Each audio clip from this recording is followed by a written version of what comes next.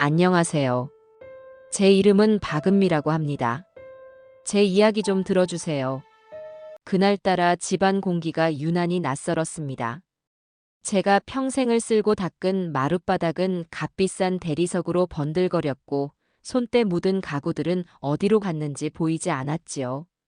대신 정체를 알 수 없는 그림과 조각상들이 찬바람을 뿜으며 서 있었습니다. 아들 민재 내외가 새로 이사온 이 넓은 아파트는 제게 집이 아니라 차가운 미술관 같았어요. 특히 오늘 같은 날은 더욱 그랬습니다. 며느리 혜진이 아들의 사업에 중요한 손님들을 초대한다며 아침부터 부산을 떨었거든요. 어머니, 오늘 저녁은 정말 중요한 자리예요. 아시죠? 민재 씨 사업에 명운이 걸렸다고요. 그러니까 제발 부탁인데 방에 조용히 계셔주세요. 손님들 가실 때까지 절대 나오시면 안 돼요. 혜진은 제 방문 앞에 서서 못을 박듯 말했습니다. 그녀의 목소리에는 부탁이 아닌 경고의 날이 서 있었지요. 마치 제가 아들 앞길에 방해가 되는 짐짝이라도 되는 것처럼요. 저는 그저 고개를 끄덕일 수밖에 없었습니다. 늙은 어미가 자식의 앞날을 위해 해줄 수 있는 일이 숨어주는 것뿐이라니 가슴 한구석이 시큰하게 아려왔습니다. 제 방은 집의 가장 구석진 곳, 햇볕도 제대로 들지 않는 작은 방이었습니다. 저녁 시간이 되자 거실에서는 명랑한 웃음소리와 와인잔 부딪히는 소리가 희미하게 들려왔어요. 며느리가 주문한 고급 출장 뷔페 음식 냄새가 문틈으로 스며들어왔습니다. 제가 끓인 구수한 된장찌개 냄새가 사라진 지는 이미 오래되었지요. 덩그러니 방 안에 갇혀 있자니 오만 가지 생각이 다 들었습니다. 남편과 사별하고 하나뿐인 아들 민재만을 바라보며 살아온 세월. 남편이 남긴 마지막 집과 땅까지 팔아 아들 사업 자금에 보태고 결혼 자금을 마련해 주던 기억이 어제 일처럼 생생했습니다. 내 아들이 세상에서 가장 귀하고 소중했으니까요. 그렇게 한참을 앉아 있는데 거실에서 들려오던 대화 소리가 잠시 멎는 듯 했습니다. 무슨 일인가 싶어 귀를 기울여 보니 누군가 느끼한 목소리로 말하고 있었어요. 이야, 김 사장님. 이렇게 좋은 집에서 멋지게 사시는군요. 사업도 잘 되시고 사모님 미모도 뛰어나시고 부족한 게 없으십니다. 그런데 혹시 이 집의 깊은 맛을 더해줄, 뭐랄까, 한국적인 한 수가 있다면 더 좋지 않을까 싶기도 하고요. 그 말을 듣는 순간 제 머릿속에 번개처럼 한 가지 생각이 스쳤습니다. 그래, 잡채. 민재가 어릴 적부터 가장 좋아하던 음식이 바로 내 잡채였지. 며느리는 한식을 촌스럽다며 질색했지만 중요한 손님이라면 분명 우리 전통 음식을 반길 거라 생각했어요. 늙은 어미가 아들 사업을 위해 이 정도는 도울 수 있지 않겠나 하는 어리석은 판단이었습니다. 어쩌면 이건 며느리의 경고를 무시하고 제 존재감을 드러내고 싶었던 마지막 발버둥이었는지도 모르겠습니다. 저는 조용히 부엌으로 향했습니다. 다행히 며칠 전 제가 먹으려고 따로 만들어둔 잡채 재료가 냉장고에 조금 남아 있었어요. 손님들이 눈치채지 못하게 작은 소리로 조심조심 하지만 손은 누구보다 빠르게 움직였습니다. 금세 맛깔스러운 잡채 한 접시가 만들어졌지요. 정갈한 자기 접시에 소복하게 담아내니 제법 그럴듯해 보였습니다. 저는 뿌듯한 마음으로 접시를 들고 거실로 향했습니다. 하지만 거실 문이 열리는 순간 저는 제가 돌이킬 수 없는 실수를 저질렀다는 것을 깨달았습니다. 제 등장에 모든 소음이 뚝 끊겼고 열댓 개의 시선이 제게로 향했습니다. 화려한 드레스를 입은 혜진의 얼굴은 새하얗게 질려 있었고 민재는 입을 살짝 벌린 채 굳어 있었습니다. 중요한 투자자라는 중년 남자는 당황한 기색을 감추지 못하고 헛기침을 했지요. 저 민재가 어릴 때부터 제 잡채를 좋아해서 손님들께도 맛보여드리면 좋을 것 같아서요. 제 목소리는 염소처럼 떨리고 있었습니다. 정적을 깬 것은 혜진의 날카로운 웃음소리였습니다. 어머, 어머니. 깜짝 놀랐잖아요. 몸도 안 좋으신 분이 언제 또 이런 걸 만드셨어요? 아이, 주책이야. 혜진은 재빨리 제게 다가와 손에 들린 접시를 거의 빼앗다시피 가져갔습니다. 그러고는 제 어깨를 단단히 붙잡고 손님들에게 말했지요. 저희 어머님이세요. 요즘 기억이 깜빡깜빡하셔서 제가 방에 계시라고 말씀드렸는데 손님 오신 게 좋으셨나 봐요. 죄송합니다, 여러분. 놀라게 해드렸네요. 기억이 깜빡깜빡해. 제 머릿속에서 무언가 툭 하고 끊어지는 소리가 났습니다. 혜진은 저를 사람들 앞에서 망령든 치매 노인으로 만들어버렸습니다. 그녀는 제 등을 떠밀어 방으로 저를 몰아넣으며 아무도 들을 수 없는 작은 목소리로 속삭였습니다. 어머니, 제정신이세요? 이 자리가 어떤 자리인 줄 알고 감히 기어 나오세요. 망치고 싶어서 환장하셨어요? 그 서슬 펄언 목소리에 대꾸할 힘조차 없었습니다. 문이 닫히고 저는 다시 어둠 속에 갇혔습니다. 그날 밤 손님들이 돌아간 후 집안은 폭풍전야처럼 고요했습니다. 다음 날 아침 식탁에는 어제와는 비교도 안 될 만큼 차가운 공기가 흘렀습니다. 아들 민재와 며느리 혜진은 말이 없었고 저는 죄인처럼 고개만 숙이고 있었지요. 며느리가 차린 아침상은 멀건 죽 한 그릇이 전부였습니다. 숟가락을 들었지만 도저히 목구멍으로 넘어가질 않았습니다. 한참의 침묵 끝에 아들 민재가 입을 열었습니다. 그의 목소리는 어제보다 몇 배는 더 차갑고 단단했습니다. 어머니, 어제 일은 정말 실망이 컸습니다. 미안하다, 민재야. 내가 생각이 짧았다. 내 사업에 도움이 될까 해서. 도움이요? 어머니의 그 낡은 방식이 제게 도움이 될 거라고 정말 생각하셨어요? 어머니는 그냥 가만히 없는 듯이 계시는 게 저희를 도와주는 겁니다. 저는 심장이 쿵 내려앉는 것 같았습니다. 아들의 입에서 낡은 방식이라는 말이 비수처럼 날아와 박혔어요. 혜진이 옆에서 거들었습니다. 민재 씨 말이 맞아요, 어머니. 저희도 이제 저희 인생을 살아야죠. 언제까지 어머니 눈치 보면서 살 수는 없잖아요. 어머님은 저희와 함께 사는 게 힘드신 것 같아요. 자꾸 겉돌고 저희 생활 방식에 적응도 못 하시고요. 저는 아무 말도 할 수 없었습니다. 그들의 말은 전부 사실이었으니까요. 저는 이 집에 적응하지 못했습니다. 아니, 그들은 제가 적응할 기회조차 주지 않았지요. 그때 민재가 마지막 결정타를 날렸습니다. 어머니, 이제 그만 저희 인생에서 나가주세요. 순간 제 귀를 의심했습니다. 세상에서 가장 사랑하는 아들의 입에서 나온 말이라고는 믿을 수가 없었어요. 뭐라고 했느냐, 지금. 이제 저희 집에서 나가달라는 말씀입니다. 어머니가 계셨던 시골집 있잖아요. 아버지랑 같이 사셨던 곳. 그쪽으로 가시는 게 좋겠어요. 여기는 어머니랑 맞지 않고 저희도 너무 힘듭니다.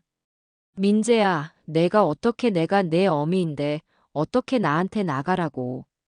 어머니를 위해서 드리는 말씀이에요. 그리고 솔직히 말씀드리면 이 집도 이미 저희 공동 명의로 바꿨습니다. 어머님이 시골집 팔아서 보태주신 돈은 그동안 저희가 어머니 모시고 산 생활비로 퉁치면 될 것 같고요. 법적으로도 어머니는 이 집에 더 이상 계실 권리가 없으세요. 혜진이 옆에서 차갑게 덧붙였습니다. 그 순간 제 눈앞이 하얘지고 세상이 무너지는 듯 했습니다. 이 모든 것이 계획된 일이었습니다. 제 재산을 모두 빼앗고 쓸모가 없어지자 치매 노인으로 몰아내쫓으려는 속셈이었던 겁니다. 저는 더 이상 애원하거나 화를 낼 기력조차 없었습니다. 깊은 배신감과 절망이 온몸의 피를 차갑게 식혔습니다. 혜진은 기다렸다는 듯 제 방으로 들어와 낡은 보따리 하나를 꺼내왔습니다. 그리고는 제 옷가지 몇 개를 아무렇게나 쑤셔 넣기 시작했지요. 마치 쓰레기를 치우는 듯한 몸짓이었습니다. 택시는 이미 불러놨어요, 어머니. 가시는 길 편하게 가시라고요.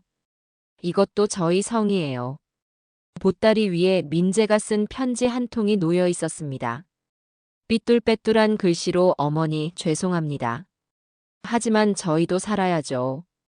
부디 저희를 이해해 주세요라고 적혀 있었어요. 그들의 위선에 구역질이 치밀었습니다. 저는 인형처럼 그들이 하자는 대로 따랐습니다. 현관문을 나서는 순간 평생을 바쳐 키운 아들의 집에서 쫓겨나는 제 모습을 동네 사람들이 수군거리며 쳐다보는 것이 느껴졌습니다. 하지만 고개를 들 용기가 나지 않았어요. 아파트 앞에 대기하고 있던 택시에 말없이 올라탔습니다. 어디로 모실까요? 기사의 물음에 저는 한참 동안 입을 떼지 못했습니다. 어디로 가야 할까요? 이제 저를 받아줄 곳은 이 세상 어디에도 없는 것 같았습니다. 한참 만에야 겨우 목소리를 쥐어짜냈습니다. 강원도 정선요. 두메산골 끄트머리에 있는 흙집으로 가주세요. 택시는 서울의 화려한 불빛을 뒤로하고 고속도로를 달리기 시작했습니다. 차창 밖으로 스쳐 지나가는 풍경들이 모두 비현실적으로 느껴졌어요. 저는 보따리 속에서 아들의 편지를 다시 꺼내 곱씹었습니다. 이해해달라는 말, 자기들도 살아야 한다는 변명. 그 모든 글자에서 저를 향한 일말의 미안함이나 사랑은 찾아볼 수 없었습니다. 그저 귀찮은 짐을 덜어내고 싶은 이기심만이 가득했지요. 눈물이 뺨을 타고 하염없이 흘러내렸습니다. 몇 시간을 달렸을까요? 택시는 점점 더 좁고 구불구불한 산길로 접어들었습니다. 마침내 기사가 차를 세우며 말했습니다. 할머니, 여기서부터는 차가 더 못 들어가요. 저쪽으로 난 오솔길 따라 한참 걸어 올라가셔야 할 겁니다. 저는 말없이 택시비를 치르고 차에서 내렸습니다. 가로등 하나 없는 칠흑 같은 어둠이 저를 집어삼킬 듯 덮쳐왔습니다. 차가 떠나자 세상에는 바람 소리와 이름 모를 풀벌레 소리만이 가득했습니다. 보따리를 끌어안고 비틀거리며 오솔길을 걷기 시작했습니다. 수십 년 전 먼저 세상을 떠난 남편과 함께 노후를 보내자며 지었던 우리의 작은 흙집. 그곳은 이제 제 마지막 무덤이 될 장소였습니다. 한참을 걸어 도착한 집의 모습은 처참했습니다. 관리가 되지 않은 흙집은 금방이라도 무너져 내릴 듯 위태로워 보였어요. 문은 반쯤 떨어져 나가 덜컹거렸고 창문은 깨져 있어 밤바람이 그대로 들이쳤습니다. 마루에는 먼지가 수북이 쌓여 있었고 방 안은 텅 비어 냉기만 가득했습니다. 이곳은 사람이 사는 집이 아니라 버려진 폐허였습니다. 보따리를 방구석에 던져두고 저는 그 자리에 주저앉았습니다. 굶주림보다 더한 절망이, 추위보다 더한 서러움이 온몸을 옥죄어왔습니다. 아궁이에 불을 뗄 뗄감도 당장 몸을 덮일 이불 한 채도 없었습니다. 보따리에서 얇은 겉옷 하나를 꺼내 몸을 감쌌지만 뼛속까지 스며드는 한기를 막기에는 역부족이었습니다. 덜컹. 바람이 불자 문짝이 기괴한 소리를 내며 흔들렸습니다. 어둠 속에서 금방이라도 짐승이 튀어나올 것 같은 공포가 엄습했습니다. 저는 웅크린 채 부들부들 떨며 남편의 이름을 불렀습니다. 여보, 여보, 나 무서워요. 당신은 다 보고 있었나요? 내가 이렇게 내쳐지는 걸 당신은 알고 있었나요? 나 너무 춥고 배고파요. 그냥 이대로 당신 따라가게 해주세요. 하지만 대답은 없었습니다. 오직 저를 비웃는 듯한 바람 소리만이 흙집의 빈 공간을 채울 뿐이었습니다. 평생을 자식에게 헌신한 대가가 이토록 처참한 버려짐이라니.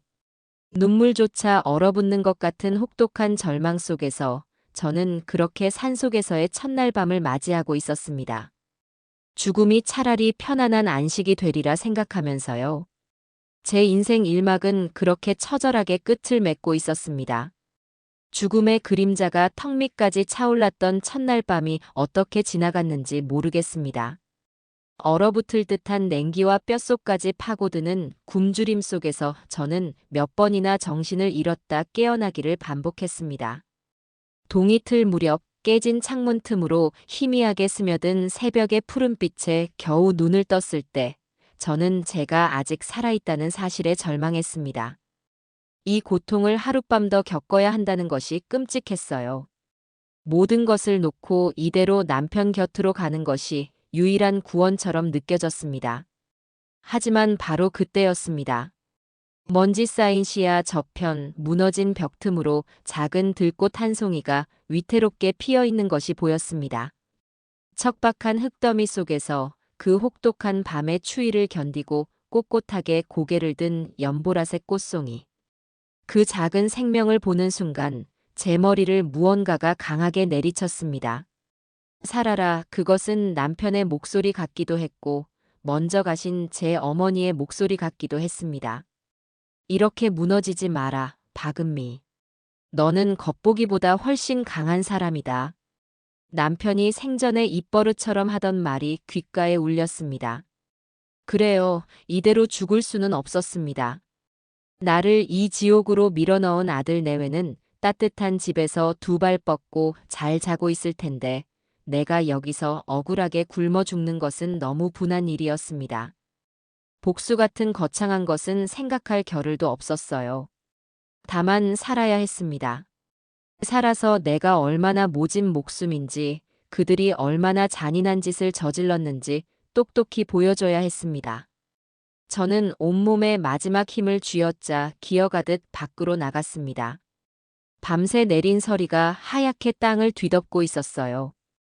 가장 먼저 해야 할 일은 물을 찾는 것이었습니다. 다행히 이 금방지리는 제 손바닥 보듯 훤했습니다.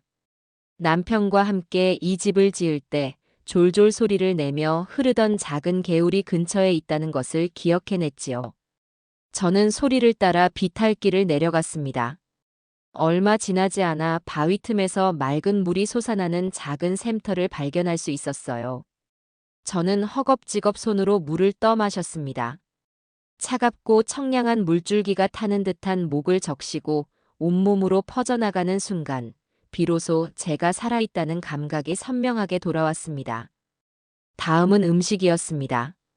제 몸은 이미 기아의 한계에 다다르고 있었어요. 주변을 둘러보니 다행히 이른 봄에 사는 지천에 먹을거리를 품고 있었습니다. 어릴 적 친정 어머니를 따라다니며 배웠던 기억을 더듬었습니다. 저것은 쑥, 저것은 냉이, 저것은 달래. 저는 미친 사람처럼 땅바닥을 기어다니며 쑥과 냉이를 닥치는 대로 캤습니다. 하지만 그것들을 끓여 먹을 불이 없었어요. 호주머니를 뒤져보니 다행히 며느리가 제 짐에 아무렇게나 쑤셔 넣은 짐들 사이에 낡은 가스라이터 하나가 있었습니다. 하지만 며칠 동안 비를 맞았는지 몇 번을 켜봐도 부싯돌 긁히는 소리만 날 뿐 불꽃이 튀지 않았습니다.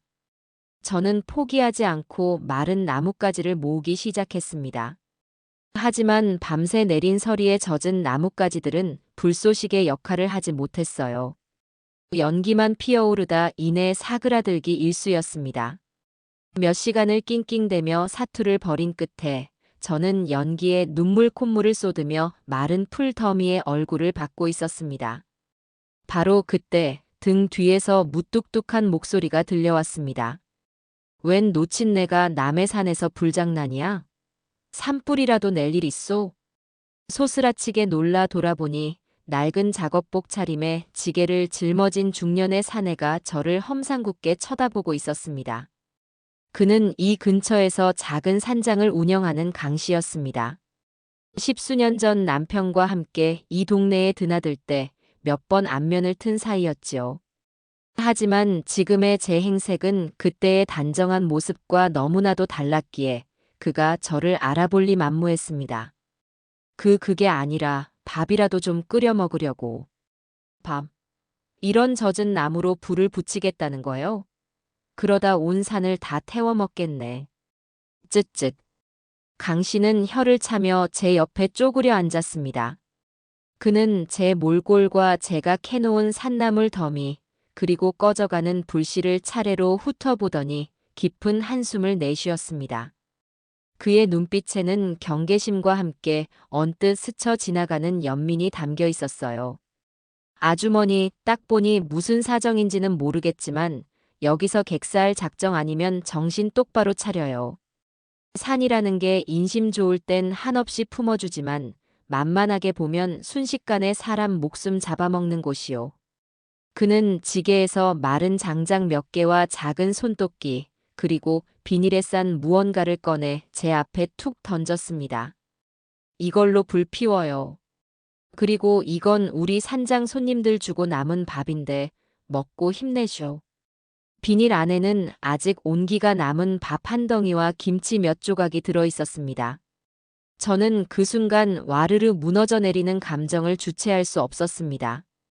아들 내외에게 버림받은 이후 처음으로 받아보는 따뜻한 온정이었습니다. 눈물이 쏟아지려는 것을 가까스로 참으며 고개를 숙이자 강 씨는 퉁명스럽게 말하며 자리에서 일어났습니다. 울긴 왜 울어. 죽을 상 하고 있지 말고 살고 싶으면 뭐라도 해요. 산의 지천으로 널린 게 마른 솔잎이요. 그걸로 불쏘시개를 써야지, 쯧. 그는 그렇게 툭툭 말을 던지고는 다시 지게를 짊어지고 자기 갈 길을 가버렸습니다. 저는 한참 동안 그가 사라진 길을 멍하니 바라보다가 밥덩이를 손에 쥐었습니다. 아직 따뜻한 밥을 한 입 베어 무는 순간 목이 메어왔습니다. 눈물과 함께 밥을 삼켰습니다. 살아야 했습니다. 이렇게 죽을 수는 없었어요. 강 씨가 주고 간 마른 장작과 그의 조언 덕분에 저는 마침내 불을 피우는데 성공했습니다. 타오르는 불꽃을 보며 저는 맹세했습니다. 반드시 살아남겠다고. 그리고 나를 이렇게 만든 자들에게 오늘의 이 서름과 굶주림을 몇 배로 되갚아주겠다고 말입니다. 그날 이후 제 삶은 생존을 위한 투쟁의 연속이었습니다. 강 씨는 하루에 한 번씩 슬쩍 들러 땔감을 구하는 법, 뱀이나 멧돼지를 피하는 법, 먹을 수 있는 버섯과 독버섯을 구별하는 법 등 산에서 살아남는 데 필요한 지혜들을 무심한 척 알려주었습니다. 저는 그의 가르침을 스펀지처럼 빨아들였어요. 낮에는 텃밭을 일구고 산나무를 캐고 밤에는 불을 피우고 그날그날의 노동을 복귀했습니다. 도시에서 아들 내외의 눈치를 보며 시들어가던 몸은 고된 노동으로 단련되기 시작했습니다. 손마디는 굵어졌고 얼굴은 검게 탔지만 눈빛만은 날이 갈수록 또렷해졌습니다. 제 안에 잠들어 있던 강인한 생명력이 깨어나고 있었던 것입니다. 절망과 자기 연민이 있던 자리에는 차가운 의지와 도끼가 서서히 차오르고 있었습니다. 산속에서의 생활이 익숙해질 무렵 제 삶은 단조로운 규칙성을 띠기 시작했습니다. 해가 뜨면 일어나고 해가 지면 잠드는 자연의 순리에 완벽하게 동화된 삶이었지요. 아들과 며느리에 대한 사무치는 분노는 희미해지지 않았지만 그것을 매일 되새김질하며 고통스러워하는 대신 가슴 가장 깊은 곳에 차곡차곡 쌓아두었습니다. 언젠가 터뜨릴 나를 위한 연료처럼 말입니다. 그러던 어느 맑은 봄날 오후였습니다. 텃밭에서 땀을 흘리며 김을 메고 있는데 멀리서 낯선 엔진 소리가 들려왔습니다. 이 산골짜기까지 차가 들어오는 일은 거의 없었기에 저는 의아한 마음에 고개를 들었습니다. 저 멀리 흙길을 따라 먼지를 일으키며 다가오는 것은 제 평생 한 번도 타본 적 없는 번쩍이는 검은색 고급 세단이었습니다. 심장이 덜컥 내려앉았습니다. 설마 아들 민재가 보낸 사람들일지도 모른다는 끔찍한 생각이 스쳤습니다. 저를 정신병원에라도 쳐넣으려고 찾아온 것일지도 모른다고요. 저는 저도 모르게 손에 쥔 호미를 꽉 쥐었습니다. 순순히 끌려갈 생각은 추호도 없었습니다. 차는 제 흙집 앞에서 멈춰 섰습니다. 운전석에서 내린 것은 말끔한 양복 차림의 기사였고 뒷좌석에서는 점잖은 인상의 중년 신사가 내렸습니다. 그는 제게 다가오더니 허리를 깊이 숙여 인사했습니다. 혹시 박은미 여사님 되십니까?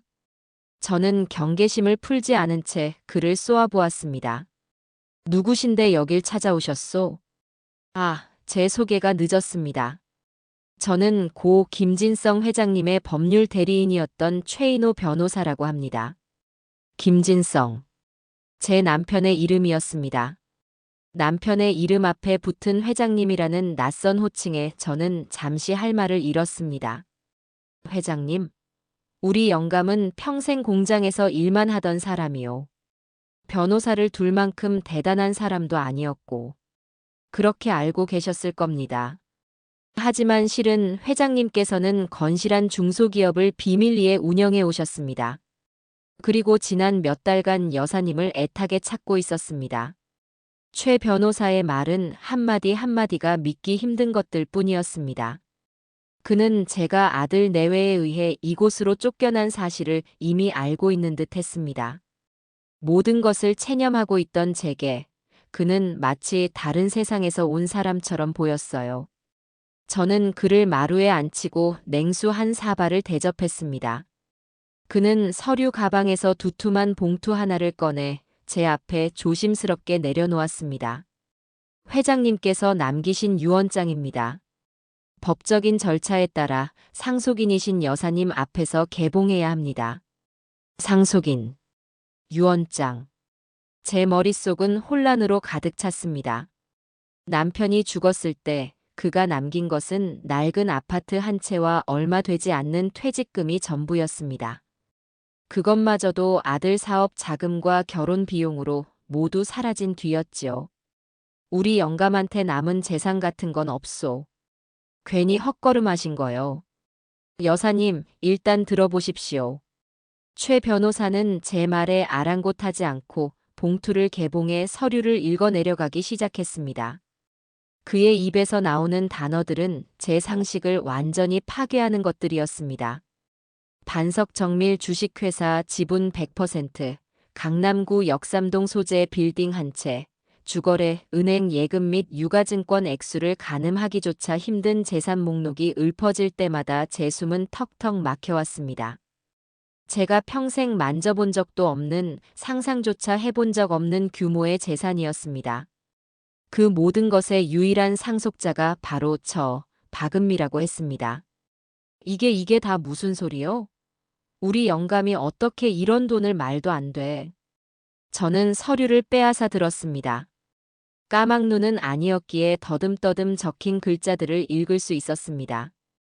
그곳에는 분명히 제 이름과 주민등록번호가 상속인으로 명시되어 있었습니다. 회장님께서는 일찍이 사업을 시작하셨지만 자수성가한 분들이 의뢰 그렇듯 돈 자랑하는 것을 극도로 꺼리셨습니다. 특히 자제분이신 김민재 씨에게 재산이 알려지면 그릇된 길로 빠질 것을 염려하셨지요. 그래서 평생을 검소하게 사시며 모든 것을 비밀에 붙이셨습니다. 눈물이 핑 돌았습니다. 기쁨의 눈물이 아니었어요. 서운함과 원망, 그리고 남편에 대한 그리움이 뒤섞인 복잡한 감정이었습니다. 왜 제게는 한마디 말도 없이 평생을 가난한 공장 노동자의 아내로 살게 했을까요? 왜 이 모든 것을 혼자 짊어지고 갔을까요? 제 속도 모르고 최 변호사는 또 다른 봉투 하나를 제게 내밀었습니다. 이것은 회장님께서 여사님께 개인적으로 남기신 편지입니다. 유언장보다 이것이 더 중요할지도 모르겠습니다. 그것은 남편의 필체가 분명했습니다. 떨리는 손으로 편지 봉투를 열었습니다. 그 안에는 남편의 서툴지만 진심이 담긴 글자들이 빼곡히 적혀 있었습니다. 그 편지는 남편이 제게 남긴 진정한 유산이 무엇인지를 깨닫게 해주었습니다. 편지의 첫 구절은 사랑하는 아내, 은미에게였습니다. 꾹꾹 눌러 쓴 그 글자를 보는 순간 저는 무너져 내리는 마음을 겨우 붙잡아야 했습니다. 남편은 편지를 통해 모든 것을 고백하고 있었습니다. 젊은 시절부터 악착같이 돈을 모아 작은 공장을 시작했고 운이 좋아 사업이 번창했지만 돈이 사람을 어떻게 망가뜨리는지를 너무 많이 봐왔기에 평생을 숨기고 살았다는 이야기. 특히 하나뿐인 아들 민재가 어려서부터 제 몫을 챙기는데 유달리 밝고 타인에 대한 배려가 부족한 것을 보며 늘 마음을 졸였다는 고백. 만약 자신이 가진 재산을 아들이 알게 된다면 노력 없이 얻은 부가 아들을 괴물로 만들 것이라 굳게 믿었다는 남편의 깊은 속내. 그래서 그는 아들에게 회사를 물려주는 대신 모든 것을 제게 남겨 제가 아들의 마지막 보루가 되어주길 바랐던 것입니다. 은미, 내가 당신을 믿지 못해서 숨긴 것이 아니오.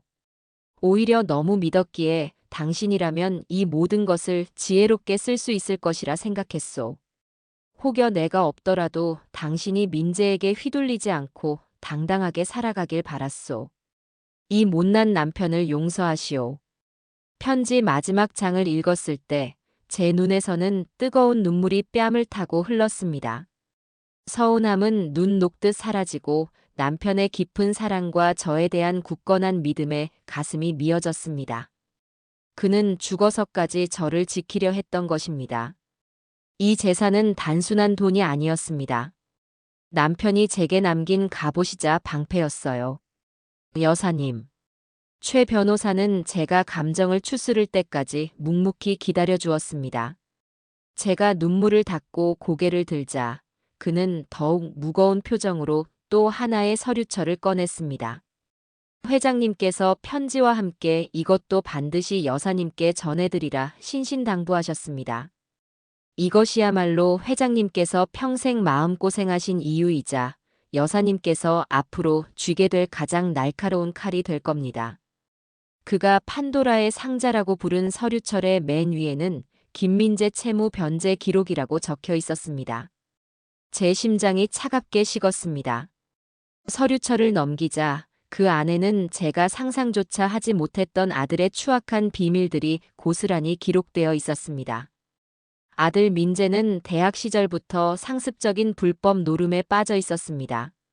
남편은 아들이 저 모르게 수천만 원의 노름 빚을 진 것을 알고 사채업자들에게 아들이 얻어맞는 것을 막기 위해 자신의 개인 돈으로 여러 차례 빚을 갚아주었습니다. 서류철에는 아들이 눈물로 용서를 구하며 다시는 노름을 하지 않겠다고 쓴 각서가 여러 장 들어 있었어요. 하지만 그게 끝이 아니었습니다. 결혼 후에는 회사 공금을 빼돌려 주식에 투자했다가 큰 손실을 본 기록, 심지어 내연녀에게 회사 돈으로 고가의 선물을 사준 내역까지 상세한 회계 장부와 증거 자료들이 첨부되어 있었습니다. 남편은 이 모든 것을 알고 있었지만 아들의 사회적 생명을 끊을 수 없어 가슴에 묻고 혼자 빚을 청산해 주었던 것입니다. 대신 언젠가 아들이 저를 배신할 날을 대비해 모든 증거를 철저하게 모아두었던 것이지요. 모든 것을 알게 된 순간 제 안에서 무언가 단단히 부서지고 동시에 무언가 얼음처럼 차갑게 굳어지는 것을 느꼈습니다. 슬픔과 배신감은 이내 활화산 같은 분노로 바뀌었습니다. 내 아들이 내가 평생을 바쳐 키운 내 아들이 이런 파렴치한이었단 말인가. 나를 치매 노인으로 몰아 이 산골에 내버린 것이 단순히 내가 싫어서가 아니라 자신의 추악한 과거를 아는 마지막 증인을 없애고 싶었던 것일지도 모른다는 생각에 피가 거꾸로 솟았습니다. 저는 흐르던 눈물을 손등으로 닦아냈습니다. 더 이상 눈물은 나오지 않았습니다. 눈물이 흘러야 할 자리에는 피가 흐르는 것 같았습니다. 이른바 피눈물이라는 것이 이런 심정일까요? 저는 서류철을 조용히 덮고 최 변호사를 똑바로 쳐다보았습니다. 제 눈빛을 본 그는 잠시 움찔하는 듯 했습니다. 산속의 초라한 늙은이의 눈빛이 아니었기 때문일 겁니다. 최 변호사님. 제 목소리는 저 자신도 놀랄 만큼 차갑고 낮게 가라앉아 있었습니다. 제가 뭘 할 수 있습니까? 저들을 제 손으로 심판하기 위해 제가 지금 당장 무엇을 할 수 있습니까? 그것은 더 이상 피해자의 질문이 아니었습니다. 복수를 결심한 자의 첫 번째 명령이었습니다. 최 변호사의 눈이 빛났습니다. 그는 기다렸다는 듯 말했습니다. 모든 것을 할 수 있으십니다, 회장님. 이제부터는 여사님이 아니라 박은미 회장님이십니다. 첫 번째 목표는 김민재 씨가 제왕처럼 군림하고 있는 반석정미를 되찾아오는 것입니다. 그날 밤 저는 남편의 편지와 아들의 범죄 기록이 담긴 서류철을 품에 안고 뜬 눈으로 밤을 새웠습니다. 그리고 결심했습니다. 이것은 단순한 복수가 아니다. 이것은 남편의 유지를 받드는 일이며 썩어 문드러진 것을 도려내는 정의의 심판이다. 그리고 무엇보다도 박은미라는 한 인간의 존엄을 되찾는 성전이 될 것이다. 다음 날 아침, 저는 제가 산에서 입던 누더기 같은 옷을 벗어 아궁이에 던져버렸습니다. 그것은 과거의 박은미에 대한 장래 의식과도 같았습니다. 최 변호사는 이미 모든 준비를 마친 상태였습니다. 그는 저를 자신의 차에 태워 산을 내려왔습니다. 수십 년 만에 돌아온 서울은 낯설었지만 더 이상 주눅들지 않았습니다. 우리가 가장 먼저 도착한 곳은 서울에서 가장 유명하다는 미용실이었습니다. 희끗희끗하고 푸석한 제 머리를 본 미용사들은 잠시 난감한 표정을 지었지만 최 변호사가 검은색 카드를 내밀자 곧 최고의 전문가들이 제게 붙었습니다. 몇 시간 후 거울 앞에 선 제 모습은 저 자신도 믿을 수가 없었습니다. 윤기나는 검은 머리는 우아하게 손질되어 있었고 며느리가 치매 노인의 증거라며 비웃던 제 얼굴의 검버섯과 주름은 옅은 화장으로 가려져 오히려 품위 있는 연륜처럼 보였습니다. 다음으로 향한 곳은 최고급 의류 매장이었습니다. 최 변호사는 제게 몸에 꼭 맞는 짙은 남색의 정장과 진주 목걸이를 골라주었습니다. 몸을 조이지 않으면서도 위엄이 느껴지는 옷이었습니다. 제가 평생 입어온 몸빼 바지와는 차원이 다른 옷이었지요. 거대한 전신 거울 속에 서 있는 사람은 더 이상 산속에서 흙먼지를 뒤집어 쓰던 늙은이가 아니었습니다. 슬픔과 분노를 차갑게 정제하여 위엄으로 두른 한 기업의 회장 박은미였습니다. 완벽하게 변신을 마친 저는 최 변호사와 함께 호텔 스위트룸에 마련된 임시 사무실로 향했습니다. 그곳에서 그는 밤새 정리한 반석 정밀의 현황에 대해 브리핑을 시작했습니다. 아들 민재는 아버지가 평생을 바쳐 이룩한 회사를 제 것인 양 주무르며 완전히 망가뜨리고 있었습니다. 실적 없는 아첨꾼들을 임원으로 앉히고 검증되지 않은 해외 사업에 무리하게 투자하여 회사에 막대한 손실을 입히고 있었죠. 며느리 혜진은 아무런 전문성도 없이 홍보이사라는 직함을 달고 회사 돈으로 명품을 사들이고 사교 활동을 하는 데만 열중하고 있었습니다. 김민재 사장은 내일 오전에 긴급 이사회를 소집했습니다. 최근 추진하던 베트남 신사업 투자건을 최종 승인받기 위해서입니다. 하지만 제가 파악한 바로는 그 사업은 사기에 가까운 허울뿐인 프로젝트입니다. 지금 막지 못하면 회사는 돌이킬 수 없는 타격을 입게 됩니다. 그 이사회에 나도 갈 수 있습니까? 제 질문에 최 변호사는 기다렸다는 듯 미소를 지었습니다. 물론입니다, 회장님. 그 자리는 회장님의 화려한 귀환을 알리는 무대가 될 것입니다. 다음 날 오전 반석 정밀 본사 빌딩 앞에 최 변호사가 준비한 검은색 대형 세단이 멈춰 섰습니다. 저는 차에서 내려 한때 남편이 매일같이 출근했을 그 건물을 올려다보았습니다. 그리고 조금의 망설임도 없이 로비로 들어섰습니다.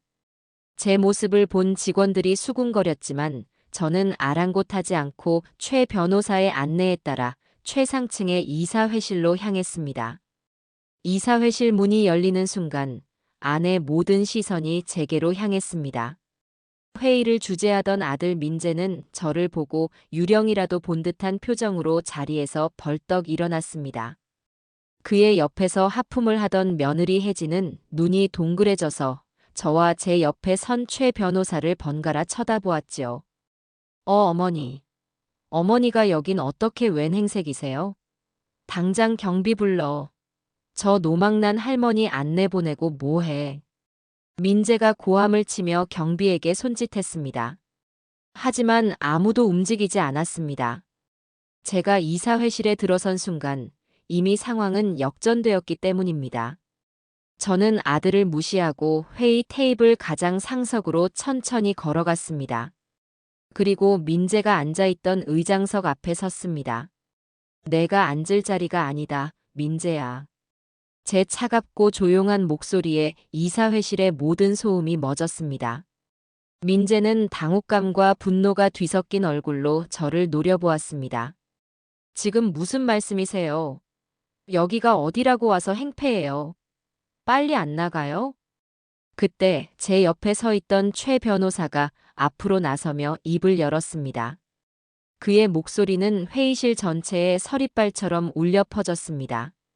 지금부터 반석 정밀 긴급 이사회를 시작하겠습니다. 안건에 앞서 이 자리에 계신 임원분들께 공식적으로 통보할 사항이 있습니다. 최 변호사는 서류 가방에서 유언장과 주주명부 등 법적 서류들을 꺼내 테이블 위에 펼쳐 놓았습니다. 고 김진성 회장님의 유언에 따라 오늘부로 반석정밀의 모든 주식은 유일한 상속자인 박은미 여사님께 귀속되었습니다. 따라서 이 회사의 새로운 대주주이자 회장님은 바로 이 자리에 서 계신 박은미 회장님이십니다. 그의 말이 끝나자 이사회장은 물을 끼얹은 듯 조용해졌습니다. 임원들은 믿을 수 없다는 표정으로 저와 서류들을 번갈아 쳐다보았고 혜진은 입을 떡 벌린 채 굳어버렸습니다. 아들 민재의 얼굴은 하얗게 질리다 못해 시퍼렇게 변해가고 있었습니다. 저는 그 모습을 차갑게 내려다보며 최 변호사가 펼쳐놓은 법적 서류 뭉치 위로 제 손을 조용히 올렸습니다. 이제 게임은 시작되었습니다. 나를 버린 아들과 세상에 대한 나의 통쾌한 심판이 바로 이 자리에서 막을 올린 것입니다. 이사회실의 공기는 얼음장처럼 차갑게 얼어붙었습니다. 제 존재 자체를 부정하려던 아들 민재는 새파랗게 질린 얼굴로 최인호 변호사가 펼쳐놓은 서류들과 저를 번갈아 쳐다볼 뿐 아무 말도 하지 못했습니다. 그의 옆에 앉은 며느리 혜진은 사태 파악이 되지 않는지 어안이 벙벙한 표정으로 입만 뻐끔거리고 있었지요. 저를 탐탁지 않게 여기면서도 민재의 권력에 빌붙어 있던 임원들은 이제 누구에게 줄을 서야 할지 필사적으로 눈알을 굴리고 있었습니다. 가장 먼저 침묵을 깬 것은 역시 민재였습니다. 그는 애써 태연한 척 웃으며 서류를 가리켰습니다. 이게 다 뭡니까, 최 변호사님. 어머니가 연세가 많으셔서 누가 옆에서 이상한 말로 꼬드긴 모양인데 이건 무효입니다. 우리 어머니 지금 정상적인 판단을 할 수 있는 상태가 아니시라고요. 그는 저를 가리키며 치매라는 단어를 입에 올리려다 제 얼음장 같은 시선에 움찔하며 말을 삼켰습니다. 하지만 저는 그가 무슨 생각을 하는지 훤히 알고 있었어요. 저를 정신적으로 문제 있는 사람으로 몰아 모든 법적 권리를 무효화시키려는 속셈이겠지요. 제가 그 정도 계산도 못하고 이 자리에 왔을 리가 없는데도 말입니다. 저는 아들의 발악을 무시하고 상석에 앉아 회의 자료를 천천히 넘겨보았습니다. 그러고는 가장 위에 있던 베트남 신도시 개발 사업 투자한 서류를 집어들고 나지막이 입을 열었습니다. 제 목소리는 작았지만 회의실의 모든 소음을 잠재울 만큼 단단했습니다. 이 사업, 참 흥미롭구나. 그래서 이 사업의 수익 모델이 정확히 무엇이냐? 제 질문은 민재를 향한 것이었습니다. 그는 잠시 당황하더니 웅변하듯 목소리를 높였습니다. 그건 베트남의 폭발적인 경제 성장에 발맞춘 최첨단 신도시 개발 프로젝트입니다. 현지 정부의 전폭적인 지원을 약속받았고 완공 시 최소 500% 이상의 수익이 기대되는 그야말로 황금알을 낳는 거위입니다. 어머니. 500%라. 저는 코웃음을 치며 서류를 한 장 더 넘겼습니다. 최 변호사가 미리 표시해둔 부분이었습니다. 그런데 여기 투자 계약서를 보니 현지 파트너라는 회사의 실체가 불분명하구나. 설립된 지 1년도 채 되지 않은 유령 회사에 가깝고 자본금도 우리 회사가 투자할 금액의 100분의 1도 되지 않아. 그런데도 우리가 모든 위험 부담을 지고 수익은 그쪽과 5대5로 나누는 계약이더구나. 민재야, 이게 내가 말하는 황금알을 낳는 거위의 정체냐? 제 지적은 단순했지만 핵심을 꿰뚫고 있었습니다. 최 변호사에게 밤새 브리핑 받은 내용이었지요. 제 질문에 민재의 얼굴이 벌겋게 달아올랐습니다. 그는 제대로 된 답변을 하지 못하고 버벅거렸습니다. 그건 사업 초기 단계라 그렇습니다. 현지 사정을 잘 모르는 분들은 그렇게 볼 수도 있겠죠. 그 순간 회의실의 분위기가 미묘하게 바뀌는 것이 느껴졌습니다. 일부 임원들이 수군거리기 시작했고, 저를 의심의 눈초리로 보던 몇몇은 이제 흥미로운 눈빛으로 관망하고 있었습니다. 저는 이 기회를 놓치지 않았습니다. 됐고, 이 자리에서 공식적으로 선언하겠다. 저는 자리에서 일어나 회의실에 모인 모두를 천천히 둘러보았습니다. 오늘부로 김민재 사장이 추진하던 모든 신규 사업은 전면 보류한다. 또한 회사의 투명한 경영 상태를 파악하기 위해 외부 회계 법인을 통한 긴급 경영 감사를 실시하겠다. 감사가 끝날 때까지 나 박은미 회장의 승인 없이는 단 1원의 자금도 인출할 수 없으며 모든 법인카드 사용 또한 즉시 정지시킨다. 제 선언을 들은 민재는 자리에서 벌떡 일어나 소리쳤습니다. 말도 안 돼. 어머니, 이건 독단이에요. 회사를 망하게 할 작정이세요? 회사를 망하게 하는 것이 누구인지는 감사가 끝나면 알게 되겠지. 저는 차갑게 쏘아붙이고는 최 변호사를 향해 고개를 끄덕였습니다. 그는 기다렸다는 듯 노트북을 열어 즉시 은행과 카드사에 공문을 발송했습니다. 며느리 혜진은 그제야 사태의 심각성을 깨달았는지 다급하게 자신의 스마트폰을 확인하기 시작했습니다.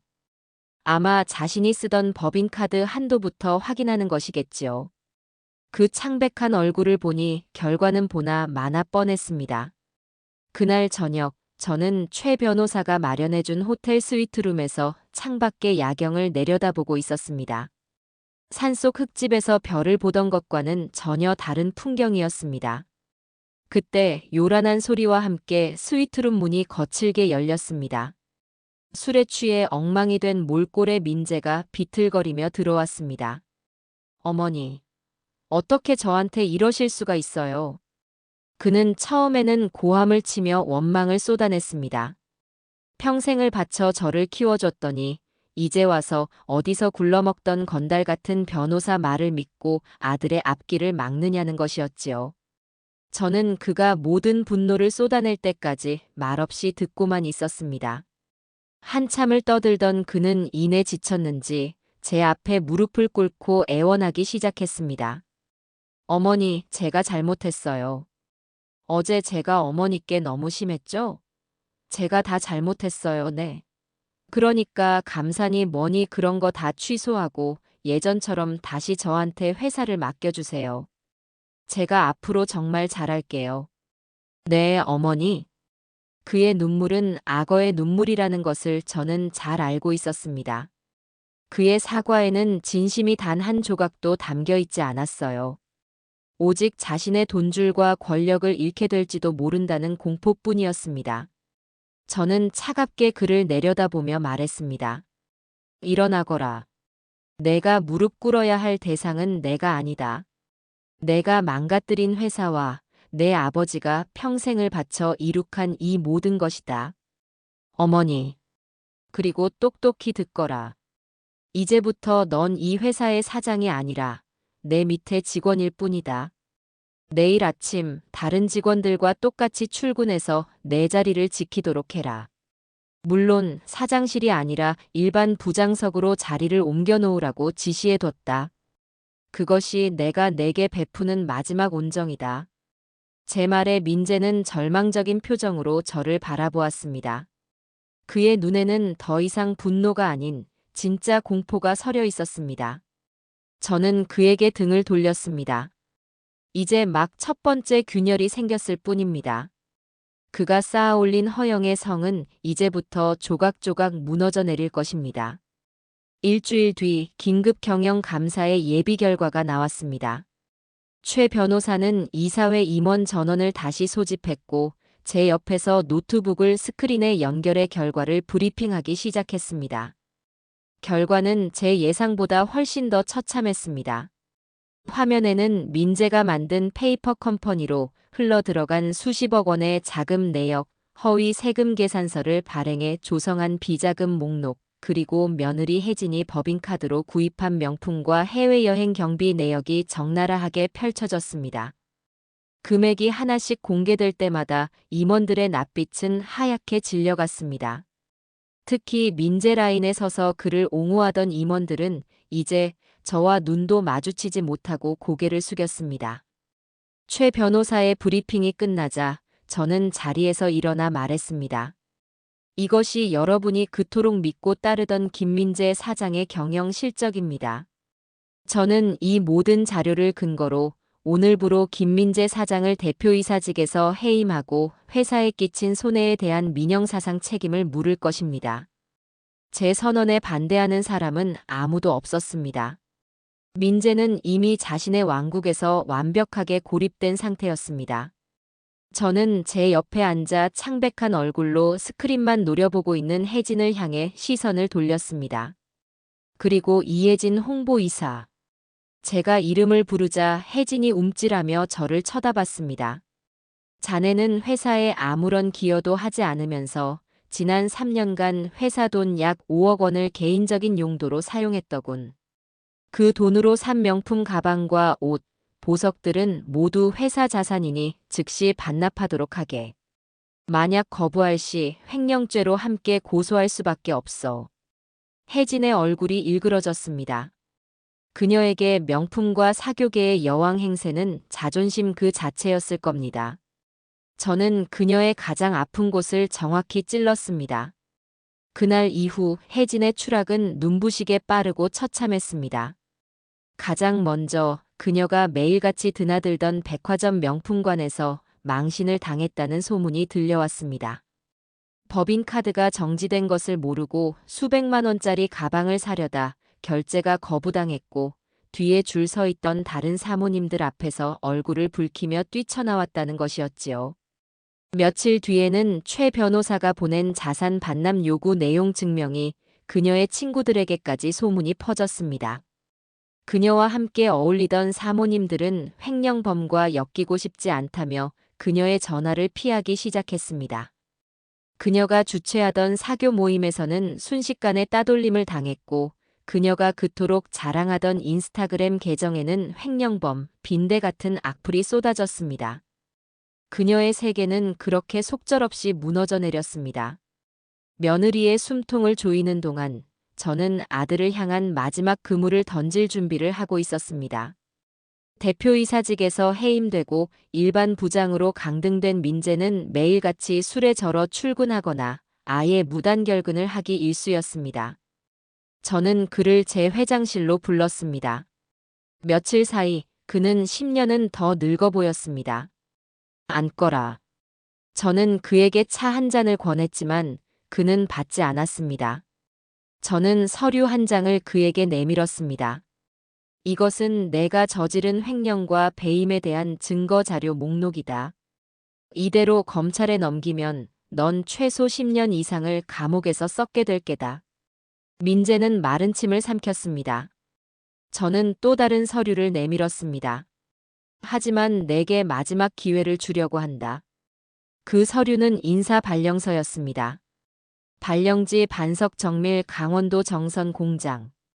직책 생산관리팀 사원 제가 내쫓겨났던 바로 그 동네 근처에 있는 작은 공장이었습니다. 내게 두 가지 선택지를 주겠다. 첫째, 지금 당장 검찰에 자수하고 죗값을 치르거라. 둘째, 이 인사 발령을 받아들이고 정선 공장으로 내려가거라. 그곳에서 10년 동안 월급 한 푼 받지 않고 일하며 내가 회사에 끼친 손해를 갚아라. 만약 그 약속을 지킨다면 내가 저지른 과거의 범죄들은 내 선에서 덮어주도록 하겠다. 물론 내가 노름에 손을 댔던 기록까지 포함해서 말이다. 제 입에서 노름이라는 단어가 나오자 민재의 눈이 경악으로 물들었습니다. 그는 제가 그 사실까지 알고 있을 줄은 꿈에도 몰랐을 겁니다. 그것은 그의 사회적 생명을 완전히 끊어버릴 수 있는 제가 쥔 마지막 패였습니다. 어떻게 그걸. 선택은 내 몫이다. 감옥에서 썩을 것이냐, 아니면 내 눈앞에서 사라져 죽은 듯이 일하며 속죄할 것이냐. 저는 그에게 생각할 시간을 주겠다며 자리에서 일어났습니다. 그의 자존심이라면 분명 이 제안을 받아들이지 못할 것이라 생각했어요. 하지만 감옥에 대한 공포는 그의 하찮은 자존심보다 훨씬 더 컸던 모양입니다. 그는 한참을 망설이다가 떨리는 손으로 인사 발령서에 서명했습니다. 그렇게 하겠습니다, 어머니. 그는 저를 회장님이 아닌 어머니라고 불렀습니다. 마지막까지 역겨운 위선이었지요. 저는 그가 서명한 서류를 받아들고 차갑게 말했습니다. 이제 네 어미는 죽었다. 나를 어머니라 부르지 마라. 그렇게 아들은 제 발 아래 완벽하게 굴복했습니다. 이제 그의 숨통을 완전히 끊어놓을 마지막 한수만 남아 있었습니다. 민재가 정선 공장으로 쫓겨나듯 내려가고 혜진은 사교계에서 완전히 매장당한 채 칩거에 들어갔습니다. 이대로 모든 것이 끝나는 듯 보였습니다. 하지만 궁지에 몰린 쥐는 고양이를 무는 법이라고 했던가요? 그들은 그렇게 순순히 무너지지 않았습니다. 어느 날 아침 최 변호사가 다급한 얼굴로 저를 찾아왔습니다. 그가 보여준 것은 인터넷에 떠도는 한 유튜브 영상이었습니다. 한 기업가의 눈물, 치매 어머니에게 재산 빼앗긴 아들의 절규라는 자극적인 제목의 영상이었지요. 영상 속에서 민재와 혜진은 초췌한 얼굴로 등장해 눈물을 흘리며 인터뷰를 하고 있었습니다. 저희 어머니는 원래 좋은 분이셨어요. 그런데 몇 년 전부터 기억이 오락가락하시더니 옆에 있는 최 변호사라는 사람에게 완전히 조종당하고 계세요. 평생을 바쳐 회사를 일군 아들을 내쫓고 모든 재산을 가로채려 하고 있습니다. 저희는 돈이 탐나는 게 아니에요. 그저 예전처럼 어머니를 모시고 단란하게 살고 싶을 뿐입니다. 혜진은 옆에서 실신할 듯 오열하며 제가 과거에 그녀에게 폭언을 했다는 거짓말까지 덧붙였습니다. 영상은 교묘하게 편집되어 있었고 저를 아주 탐욕스럽고 정신 나간 노파로 자신들을 비련의 주인공으로 포장하고 있었습니다. 영상은 순식간에 퍼져나갔고 사람들은 진실을 알지 못한 채 폐륜 기업가라며 저를 비난하기 시작했습니다. 회사의 주가도 소폭 하락하기 시작했지요. 회장님, 이대로 두면 안 됩니다. 당장 언론중재위원회에 제소하고 허위사실 유포로 고소해야 합니다. 최 변호사는 분노했지만 저는 의외로 차분했습니다. 저는 이 모든 것을 예상하고 있었습니다. 아니, 그럴 필요 없네. 진흙탕 싸움으로 끌고 가려는 저들의 수법에 말려들 필요는 없어. 더 확실하고 우아한 방법이 있으니. 며칠 뒤 저는 국내에서 가장 신뢰도가 높은 한 시사 주간지와 단독 인터뷰를 가졌습니다. 장소는 제가 머무는 호텔 스위트룸이 아닌 제가 버려졌던 강원도 산골의 흙집이었습니다. 저는 화려한 정장이 아닌 산에서 입던 수수한 작업복 차림으로 기자를 맞았습니다. 사람들은 저를 아들의 재산을 탐내는 탐욕스러운 늙은이라고 부르더군요. 맞습니다. 저는 탐욕스럽습니다. 하지만 제가 탐냈던 것은 돈이 아니라 자식의 따뜻한 눈길과 진심 어린 말 한마디였습니다. 저는 제가 쫓겨나던 날부터 산속에서 생존해야 했던 날들, 그리고 남편이 남긴 유산을 발견하기까지의 과정을 담담하게 이야기했습니다. 그리고 기자가 아들의 주장에 대해 묻자 저는 기다렸다는 듯 품에서 서류 한 장을 꺼냈습니다. 제 아들은 제가 치매에 걸려 판단력이 흐리다고 주장하더군요. 하지만 이 서류는 어떻게 설명할 수 있을까요? 그것은 남편이 보관하고 있던 아들 민재가 과거 노름 빚을 져서 사채업자들에게 시달릴 때 다시는 노름을 하지 않겠다며 제정신으로 서명했던 각서였습니다. 저는 각서의 내용 전문과 함께 아들 내외가 저를 산속에 버려두고 자기들끼리 유럽으로 호화 여행을 가서 찍었던 SNS 사진들을 함께 공개했습니다. 판단은 국민 여러분께서 해주시리라 믿습니다.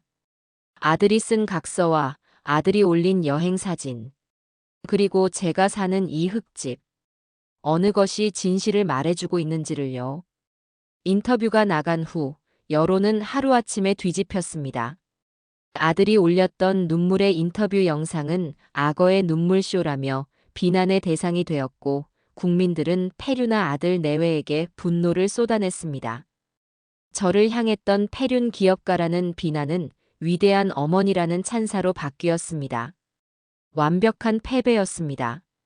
사회적으로 완전히 매장당한 민재는 마지막 발악을 하기로 결심한 모양이었습니다. 그는 늦은 밤 아무도 없는 회사에 몰래 잠입했습니다. 자신의 해임이 부당하다며 소송을 걸기 위해 회사 기밀 자료와 자신에게 불리한 감사 자료 원본을 빼돌리려 했던 것입니다. 하지만 그 모든 것은 제 손바닥 아니었습니다. 최 변호사는 그의 성격을 정확히 꿰뚫고 그가 반드시 이런 행동을 할 것이라 예측했습니다. 민재가 서버실에 들어가 파일을 자신의 외장 하드에 옮기는 순간 서버실의 모든 불이 환하게 켜졌습니다. 그곳에는 최 변호사와 보안팀, 그리고 디지털 포렌식 전문가들이 그를 기다리고 있었습니다. 김민재 씨, 업무상 배임 및 정보통신망법 위반 현행범으로 체포합니다. 민재는 그 자리에 주저앉아 절규했습니다. 그는 이제 변명조차 할 수 없는, 빼도 박도 못하는 범죄자가 되었습니다. 그의 길고도 추악했던 연극은 그렇게 막을 내렸습니다. 유치장에 갇힌 아들을 면회하러 갔을 때 그는 저를 보자마자 쇠창살을 붙들고 오열했습니다. 어머니, 제가 잘못했어요. 제가 정말 죽을 죄를 지었습니다. 제발, 제발 한 번만 용서해 주세요. 여기서 꺼내 주세요. 그의 눈물은 이번만큼은 진심처럼 보였습니다. 하지만 그것은 자신의 죄를 뉘우치는 참회의 눈물이 아니라 감옥이라는 현실적 공포 앞에서 터져나온 비굴한 눈물일 뿐이었습니다. 제 마음은 더 이상 조금도 흔들리지 않았습니다. 저는 아무 말 없이 그를 바라보다가 조용히 돌아섰습니다. 그와의 인연은 이제 정말로 끝이었습니다. 며칠 뒤 마지막 심판을 위한 무대가 마련되었습니다. 장소는 바로 아들 내외가 저를 내쫓았던, 이제는 법적으로 완벽하게 제 소유가 된 그들의 집이었습니다. 저는 최 변호사를 통해 보석으로 잠시 풀려난 민재와 넋이 나간 표정의 혜진을 그 집으로 불렀습니다. 집안의 모든 가구에는 경매를 위한 빨간 딱지가 붙어 있었습니다.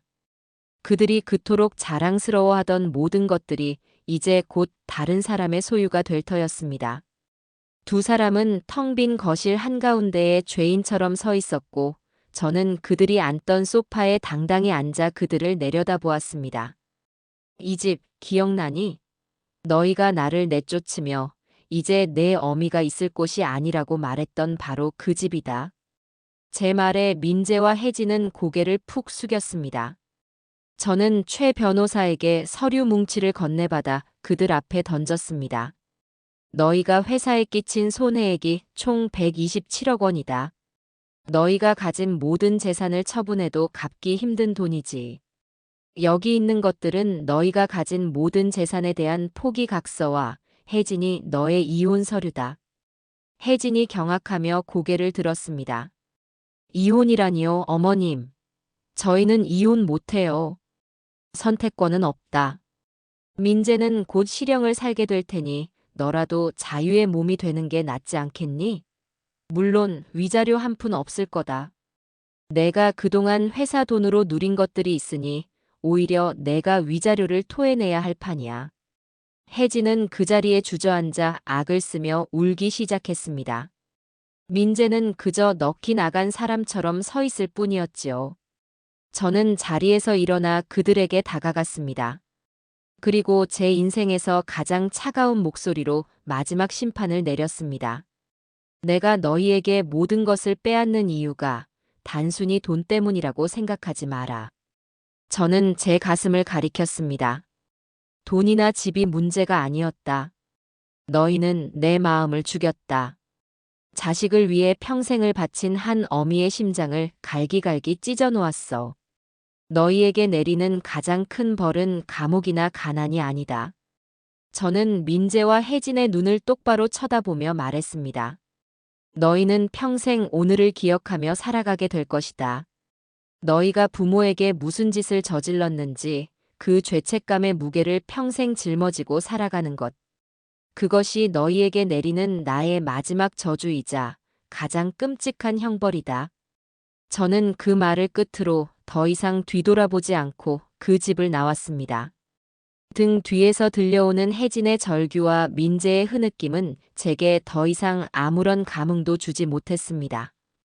오늘부터 나에게 아들은 없다. 너희는 그저 내 인생을 스쳐간 끔찍한 악몽일 뿐이다. 차에 오르며 저는 나지막이 읊조렸습니다. 길고 길었던 피눈물의 복수는 그렇게 완벽하게 끝이 났습니다. 이제 제게 남은 것은 새로운 삶을 시작하는 것이었습니다. 아들 내외를 심판하고 텅 빈 집을 나서는 순간 제 마음속을 휘몰아치던 거대한 폭풍이 거짓말처럼 멎었습니다. 후련함이나 기쁨보다는 오히려 거대한 공허함이 그 자리를 채웠지요. 평생을 바친 아들이라는 존재가 제 인생에서 완전히 도려내지자 저는 마치 속이 텅 비어버린 껍데기만 남은 기분이었습니다. 차에 올라 창밖을 바라보아도 복수의 끝에서 마주한 세상은 아무것도 달라진 것이 없었습니다. 그 후 며칠간 저는 호텔 스위트룸에 머물며 앞으로의 일을 정리하기 시작했습니다. 가장 먼저 처리해야 할 일은 남편이 남긴 회사, 반석 정밀이었습니다. 최인호 변호사는 제게 회사를 계속 경영해 보시라 권유했지만 저는 단호하게 고개를 저었습니다. 아니요, 최 변호사님. 이 회사는 제 것이 아닙니다. 우리 영감이 평생을 바쳐 일군 소중한 유산이지만 동시에 제 아들의 탐욕이 깃든 상처이기도 해요. 저는 이제 그 어떤 것에도 얽매이고 싶지 않습니다. 제 결심을 확인한 최 변호사는 회사를 매각할 절차에 착수했습니다. 여러 기업에서 군침을 흘리며 접근해 왔습니다. 그 중에는 당장 가장 높은 가격을 부르며 회사를 인수의 기술만 빼먹고 직원들은 구조 조정하려는 속셈이 빤히 보이는 사모펀드도 있었지요. 저는 최 변호사에게 한 가지 조건을 내걸었습니다. 단순히 돈을 많이 주는 곳이 아니라 남편의 경영 철학을 존중하고 현재 근무하는 직원들의 고용을 최소 5년간 보장해 줄 수 있는 책임감 있는 기업에 회사를 넘기고 싶다고요. 아들 민재는 자신의 배를 채우기 위해 직원들을 쥐어짰지만 저는 그럴 수 없었습니다. 그들 대부분은 묵묵히 자기 자리에서 땀 흘려 일해온 죄 없는 사람들이었으니까요. 몇 주간의 까다로운 검토 끝에 우리는 마침내 적임자를 찾았습니다. 국내의 한 건실한 중견기업으로 평소 직원 복지와 상생 경영으로 정평이 나 있는 곳이었습니다. 최종 계약이 있던 날, 저는 인수기업의 대표와 마주 앉았습니다. 그는 제게 깊이 고개를 숙이며 말했습니다. 회장님의 뜻 깊이 새기겠습니다. 반석 정밀의 기술력과 더불어 창업주이신 고 김진성 회장님의 사람을 귀히 여기는 정신까지 온전히 이어받겠습니다. 그리고 무엇보다 박은미 회장님께서 회사를 지켜내신 그 강인한 의지를 잊지 않겠습니다. 저는 그 말을 듣고서야 비로소 안심하고 계약서에 도장을 찍었습니다.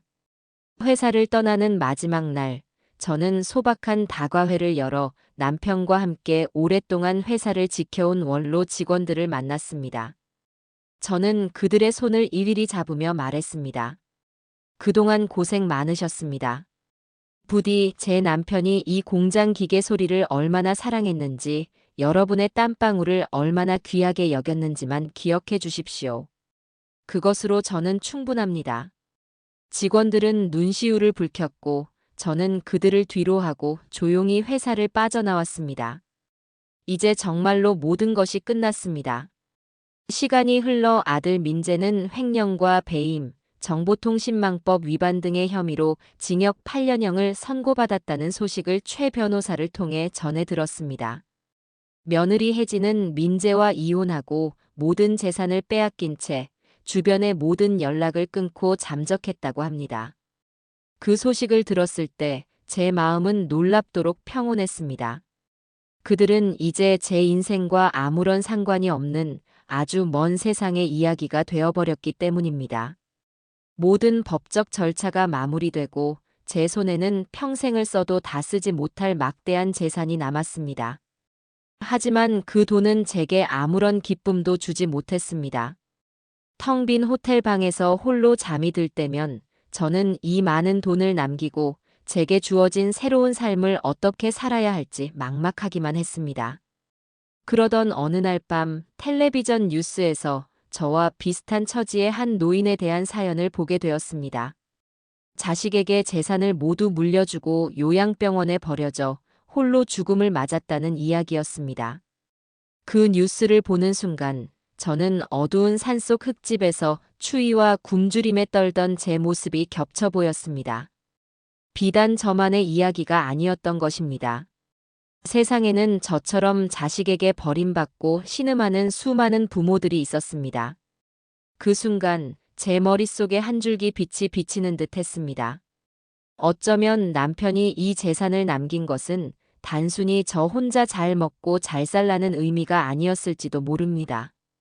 저와 같은 아픔을 겪는 다른 이들을 보듬어 주라는 더 큰 뜻이 있었던 것은 아닐까요? 저는 다음 날 아침 곧바로 최 변호사에게 연락했습니다. 최 변호사님, 저 재단을 하나 만들고 싶습니다. 제 결심을 들은 최 변호사는 환한 얼굴로 고개를 끄덕였습니다. 우리는 곧 재단 설립 준비에 착수했습니다. 재단의 이름은 진성은미재단으로 정했습니다. 남편과 제 이름을 나란히 새겨 하늘에 있는 남편과 함께하는 마지막 동행이라는 의미를 담고 싶었습니다. 재단의 목표는 단 하나, 자식에게 버림받거나 경제적 어려움을 겪는 노인들에게 주거와 생활, 법률 서비스를 지원하는 것이었습니다. 재단 설립을 위한 준비는 일사천리로 진행되었습니다. 그리고 마침내 가을 햇살이 따사로운 어느 날, 저희 재단의 소박한 개소식이 열렸습니다. 화려한 정치인이나 유명인사는 없었습니다. 그 자리에는 최 변호사와 재단의 실무를 맡아줄 몇몇 직원들, 그리고 제가 산에서 의지했던 산장주인 강씨 아저씨가 투박한 꽃다발을 들고 찾아와 주었습니다. 그리고 가장 중요한 손님으로 저희 재단의 첫 번째 지원을 받게 될 어르신 몇 분이 함께 자리했습니다. 저는 마이크 앞에 서서 제 삶에 대해 담담히 이야기했습니다.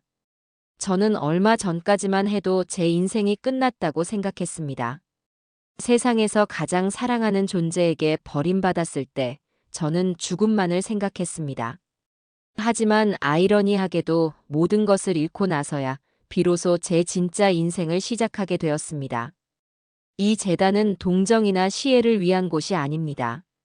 저처럼 길을 잃은 어르신들이 잠시 쉬어가며 자신의 존엄을 되찾고 다시 일어설 용기를 얻는 작은 쉼터가 되었으면 합니다. 돈이 없어서 기댈 자식이 없어서 한 인간의 가치가 무너지는 일은 더 이상 없어야 하기 때문입니다. 제 연설이 끝나자 작은 박수 소리가 터져 나왔습니다. 저는 그 박수 소리를 들으며 제 가슴을 짓누르던 거대한 공허함이 따뜻한 무언가로 채워지는 것을 느꼈습니다. 이것이 바로 남편이 제게 남긴 진정한 유산의 의미이자 제가 앞으로 살아가야 할 이유였습니다. 모든 정리를 마친 저는 다시 산으로 돌아왔습니다. 하지만 더 이상 저를 절망에 빠뜨렸던 그 폐허 같은 흙집은 아니었습니다.